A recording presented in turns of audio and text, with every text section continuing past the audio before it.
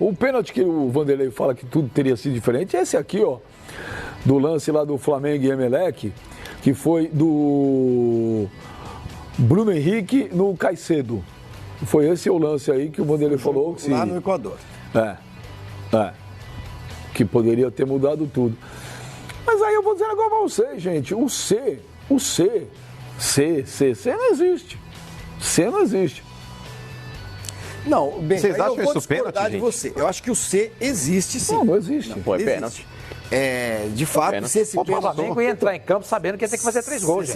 Sim. Só ia mudar. Se esse pênalti fosse na última partida, do Maracanã, e se fosse dado e concretizado em gol, significasse a eliminação do Flamengo, aí eu até entenderia. Vamos supor, se o Emelec fizesse o gol, eu também achei que foi pênalti. Se ele fizesse o gol, iria para 3-0, seria mais difícil, eu concordo. É que o VAR tinha dado falta antes, lembra? O VAR tinha dado falta antes. O VAR tinha dado falta. A discussão que a gente teve na época é a seguinte: o toque na mão vai invalidar. Tem um toque na mão ali do jogador domina a bola com a mão. Então não tem nem discussão de pênalti. Não tem erro nenhum. Porque o jogo lance foi invalidado na origem. Você vai lembrar desse bateu na mão. Para o lance. A determinação hoje é essa. No ataque, bateu na mão, numa jogada que você está indo em direção ao gol, acabou. Então o Vanderlei falou coisa que não faz muito sentido. Porque a jogada foi muito bem anulada. Não, mas o que eu falo pro Flavinho é o seguinte, ó, o C não existe, não. O C não existe. C.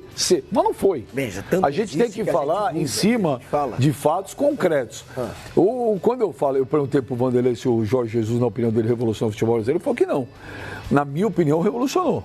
Na minha opinião, mas o Luxemburgo aí nunca vai dar o braço revolucionou o futebol brasileiro. E o Jorge Jesus, o Jorge Jesus faz no Flamengo hoje exatamente o que Vanderlei Luxemburgo fez há 20 anos atrás. Até ele fala no programa, muita coisa que o Vanderlei fala é verdade. Eu sempre falei aqui, eu acho que o Vanderlei, não sei porquê, uma parte aí da imprensa resolveu pegar no pé dele para tudo. Ele fala no programa, porque eu tinha minha patota, vocês falavam da minha patota. Hoje eu só vou com mais 3, por quê? Porque eu não preciso mais levar patota. Não, ele foi com 2 no Palmeiras. Hoje eu não preciso levar mais patota. Hoje o clube tem tudo que eu levava. Antigamente não tinha. Então, mas mesmo quando tinha antigamente, ele tirava os que estavam no clube para levar os O Jorge Jesus, gente, faz no Flamengo. O Jorge Jesus hoje no Flamengo faz a mesma coisa que o Vanderlei fazia 20 anos atrás. O Jorge Jesus chegou no CT do Flamengo, ele mudou tudo.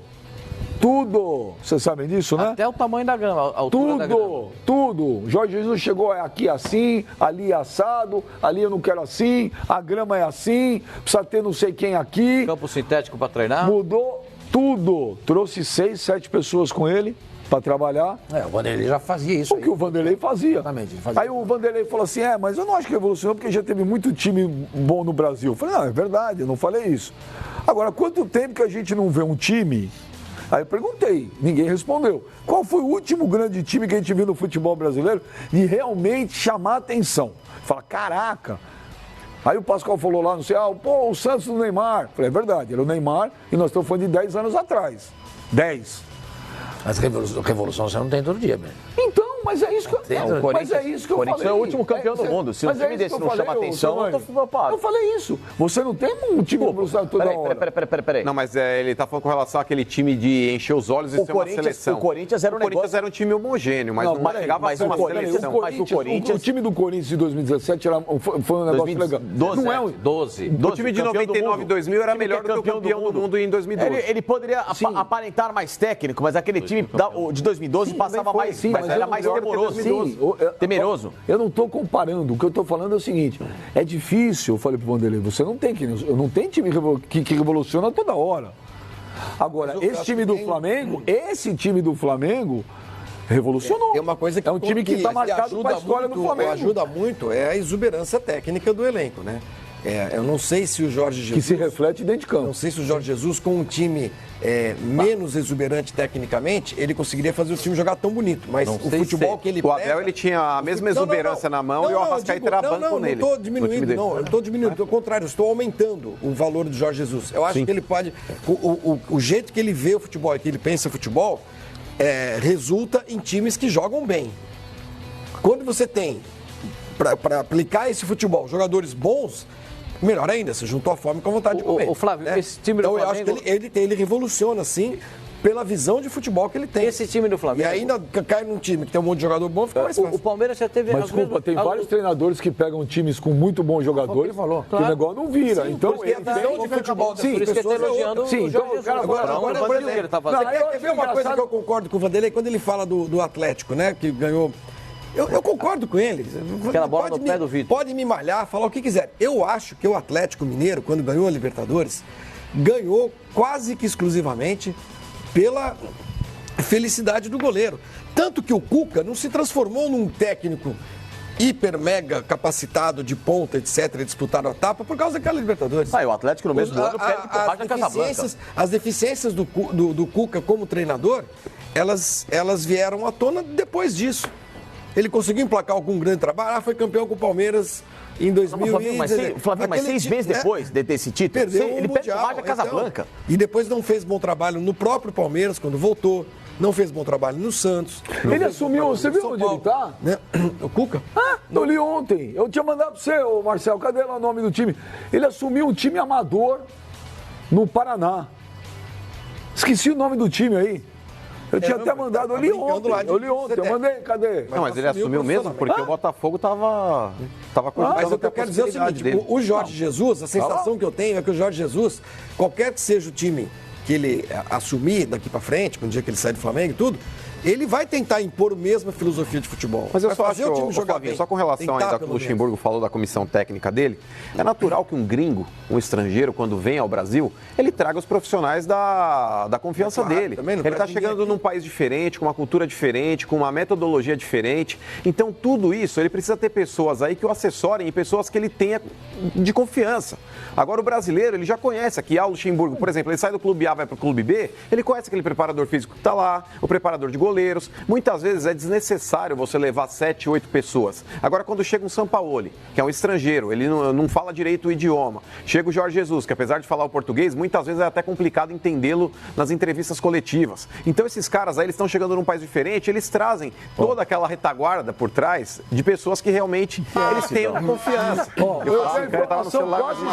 Quase certa. O time, ele tá no Macariz. Do interior lá do Paraná, mas ele tá jogando, não é tanto. Então, mas aí, por isso, porque o Botafogo, ele tá cogitando a possibilidade. Ele não quis ouvir a proposta do Botafogo. Esse modelo do Flamengo, de superestrelas, o Palmeiras já teve isso nos anos 90. O Palmeiras da Parmalat era esse time de superestrelas. Então, o Vanderlei já teve na mão esses jogadores e só não foi campeão da Libertadores. Só isso. Só não foi campeão da Libertadores. Mas foi campeão. Então vamos fazer o seguinte, qual time era melhor? O Palmeiras no auge da Parmalat com o Luxemburgo ou esse Flamengo do Jorge Jesus? Esse Flamengo. Claro. Mas eram jogadores de expressão. Sim, Cafu, os dois, Antônio Carlos, sim. Kleber, Roberto Carlos, ótimo. Marzinho. Isso. O Flamengo também tem. Rivaldo. Qual é melhor? Se você tivesse a possibilidade de, com uma máquina do tempo, transportar aquele time do Palmeiras. Tem 2 companheiros nossos aqui. Jogava lá. O Edmundo e o Zinho. Para enfrentar esse Flamengo do Jorge Jesus. Eu acho aquele Palmeiras mais forte. Individualmente, o Palmeiras era melhor. Ok. É uma pergunta que eu estou fazendo. Mas o Flamengo foi mais competente. Exatamente. O Palmeiras do Luxemburgo nem sequer chegou em final da Libertadores, gente. Não chegou em semifinal. E? Não chegou em semifinal. Mas um time que participou... E a seleção de 82 não foi campeão do mundo. Então você está concordando comigo. Quando eu falo que eu sou resultadista. Bem, tá vendo? Mas não entra coisa. A gente acha a mesma coisa, só que a gente olha tem outro olhar sobre o resultado. Eu acho que um time bom tem que ser vencedor. Tem que ser vencedor. O time bom se aproxima da vitória. A seleção de 82 foram 7 jogos apenas. E ela não teve campeonato no ano seguinte. A Libertadores também era curto. Sim, mas no ano seguinte ele voltou. E não ganhou também. Mas ele voltou com o time desmontado. Tinha perdido o Roberto. Não sei. Perdeu. Quem que ele perdeu? Não, o Evair perdeu o Edmundo. Mas veio o Júnior. Perdeu o Zinho. Perdeu o César Sampaio.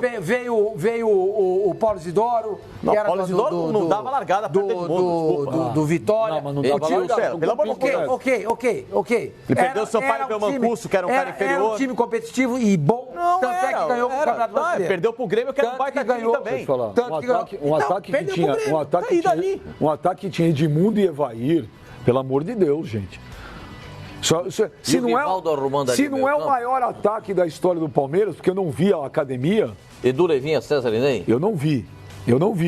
Agora, é um dos maiores ataques da história do futebol brasileiro. Edmundo e Evair, daqui a alguns anos, quando a gente olhar em retrospectiva, a gente vai lembrar de Gabriel e Bruno Henrique quase no mesmo... Não, sim, eu tô falando daquele time do Palmeiras. Assim, aquele time do Palmeiras...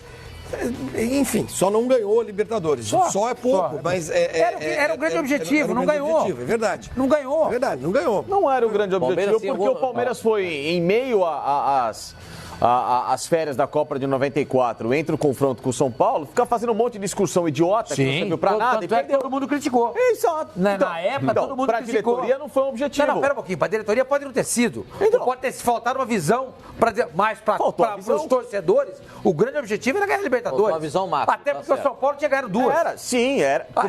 E o grande rival do Palmeiras não era o Corinthians. Era o São Paulo. Se dependesse foi um erro da diretoria. 10 e os torcedores se frustraram com aquilo. Mas só uma correção. Quando o Palmeiras perdeu pro Grêmio em 95, não era o Vanderlei. Não, mas eu não falei do Grêmio. Não, 95 era o Carlos Alberto Silva. Era o Carlos Alberto Silva.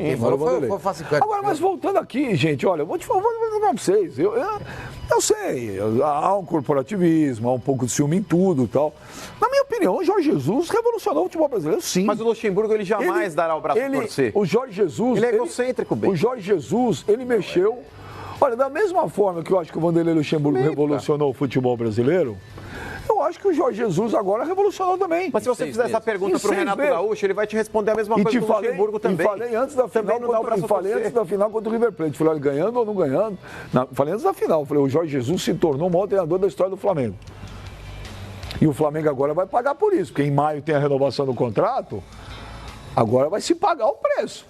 Mas você está pagando a competência. Então, agora a questão vai ser financeira. Agora vem, foi assim, agora... O cara não é pagar 1 milhão pro Jorge Jesus, o cara é pagar 500 pra Abel, gente. Vai ter que pagar, o Flamengo vai ter que pagar muito pro Jorge Jesus ficar. A competência vai ter que pegar uma frota de caminhão de dinheiro e parar ali na porta lá, que vai... Mas já não está fazendo isso pro Bruno Henrique? Não fez isso pro Gabigol? O Jorge Jesus, a competência tem o preço. O Jorge Jesus, pra você, Pipo, não revolucionou o futebol brasileiro? Sim, ele acelerou novamente o futebol do Brasil. Ele mostrou que jogar bola não é somente você ir pra frente, dar um bico pra lá, resolve de qualquer forma, ter que pensar primeiro no resultado, depois no desempenho. Ele mostrou que dá pra atrelar os dois com um bom investimento. E fez com que o time do Flamengo se tornasse amplamente técnico e decisivo. Eu acho que nós precisamos de um técnico português para resgatar o jeito do Brasil jogar. E ele resgatou. Não é um técnico português, é um técnico bom. É um técnico bom, mas eu acho que no Brasil ainda tem bons treinadores.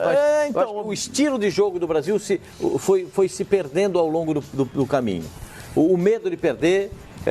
a derrota da Copa de 82, o fracasso em 86, as coisas se avolumando para ser campeão em 94, como disse o Parreira, com um futebol pragmático, e aí as coisas vão dessa forma, aí você vai vendo, os próprios clubes brasileiros vão se retraindo, vão se escondendo atrás de todas essas coisas. Eu estou falando de 82 para 2020. Mas ele mexeu com o futebol. Mexer sem dúvida. Tá bom, então tira o termo. Por isso que ele mexeu com o futebol brasileiro. Será? Pode ser que venha a ser. Ela tem que ser um pouco mais perene, assim. Se em algum tempo a gente começar a ver muitos times jogando parecido, agredindo, jogando para frente, aí você vai falar assim, puxa, esse teve um marco, né? O início desta revolução, dessa transformação, foi a chegada do Jorge Jesus. Se o futebol brasileiro não mudar em nada, que eu acho que não vai mudar, a gente não pode chamar isso de revolução. Mas a gente já está vendo algumas revoluções, Flávio. Não. Não? Não. Nhê. O Corinthians não mudou? Mudou, porque o futebol era ruim e agora... O Palmeiras, o Felipão, o Palmeiras do Luxemburgo não mudou? Você está confundindo as coisas. Trocar de treinador... O estilo dos Corinthians não mudou. Mudar estilo de jogar mudou. A revolução o estilo do Palmeiras não mudou. Uma revolução, Pascoal. Revolução é desempenho com vitória e com revolução é o que aconteceu no futebol da Alemanha depois que a Alemanha foi eliminada da Eurocopa. Revolução é o que a Holanda promoveu na década de 70. Mas eu acho que a Alemanha não cabe nisso, não. Cabe, a revolução internamente. Não, isso é administrativo. Não, mas mudou o futebol no campo. Mudou o jogo. Houve uma revolução em 74 com a Alemanha. Com a Holanda. Com a Holanda. Houve uma revolução com o Barcelona do Guardiola. E mais nada. Não, mas eu digo internamente. Não aconteceu mais nada. Internamente. Já coloca isso. Não acho. No final dos anos 90 mudou. Internamente na Alemanha. O Milan foi uma revolução no futebol. Internamente na Alemanha, o que aconteceu com o futebol alemão a partir das derrotas, da eliminação do Eurocopa, foi uma revolução interna. A Alemanha caiu para nós estamos falando de futebol. Agora não, mas aí não. Mas na minha opinião, o Jorge Jesus, na prática... A revolução do Barcelona foi do Cruyff, o Jorge Jesus, na prática, ele mexeu muito mais com o futebol brasileiro que depois que nós tomamos 7-1 da Alemanha. Quando nós tomamos 7-1 da Alemanha... Não aconteceu nada. Não aconteceu nada. Era só falar 7-1, humilhante. Aí qualquer coisa que acontecia, tá vendo? Gol da Alemanha. Mas na prática não se fez nada. Nada. O Jorge Jesus, em 6 meses... Aí pode se discutir se quem trouxe está certo ou errado. Mas os caras, os clubes querem trazer treinador estrangeiro, estão indo lá buscar. Não, o Jorge Jesus só tem um. É óbvio que a maioria desses que estão trazendo não vai dar certo nenhum. Tenho dúvida disso. Mas deu muito mais impacto na prática do que o 7-1. E você pega lá, por exemplo, o Jorge Jesus, quantos capítulos aí, por mais que a gente tenha visto ele brigando lá com o Renier, com o Lincoln, aí dando esporro na molecada, mas foi um cara que bateu de frente com o Rafinha. Ele foi um cara que bateu de frente com o Gerson. Por que bateu de frente? Bateu de frente chamando a atenção. Porque os treinadores brasileiros, quando eles vão falar com os principais jogadores, eles vão cheios de dedos. Mas o que bateu de frente com o Rafinha? O que ele fez com o Rafinha? Você não lembra? Teve uma partida no Maracanã, que ele... Aquilo foi contra o Inter ali, mas é que tá. Mas são situações, Benja, que o treinador mostra o poder no tete-a-tete com o jogador que é consagrado. E ele chegou ali, ele puxou o Rafinha, foi no episódio até com o Guerreiro ali, o Rafinha tava tentando tirar o Guerreiro lá, ele foi lá, depois ele deu um esporro no Rafinha, deu esporro no Gerson. O Jorge Jesus, ele surpreendeu inúmeros narradores que estavam fazendo partidas do Flamengo, quando o Flamengo já estava vencendo por 3 ou 4-0. O pessoal, nossa, olha o Jorge Jesus pedindo para o Flamengo atacar o time adversário. Isso daí é mexer com o futebol. Porque quantos treinadores brasileiros você vê quando faz 1-0, 2-0, sentam no resultado, não propõem mais o jogo, se acomodam. Lembra da história do Corinthians com a Avenida, que eu sempre conto aqui do Carille? Exato. O Corinthians virou o jogo para 3-2, o Avenida morto, pedindo para os caras recuar. Que toma o empate ali, seria um problema. Exato. E o Jorge Jesus, mesmo 3-0 para o Flamengo, ele mandando o time para frente. Quando ele chega lá e fala, comigo não tem rodízio, é time A sempre. Vai jogar no domingo, descansa segunda, treina terça e joga quarta. O Vanderlei falou sobre isso ontem. Ele disse, comigo é time titular.